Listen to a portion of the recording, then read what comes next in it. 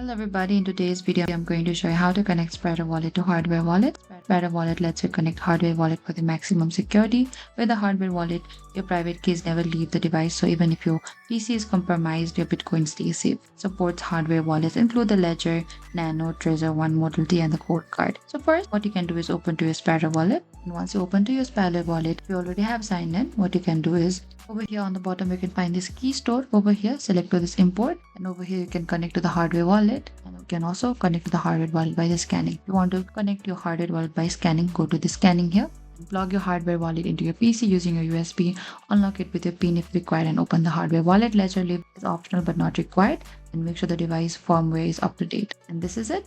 This is how you can connect the Sparrow Wallet to the hardware wallet. Thank you for watching this video. I hope I could help you. Don't forget to like, share, and if you have any queries or confusion, please comment down and we will reach out to you very soon.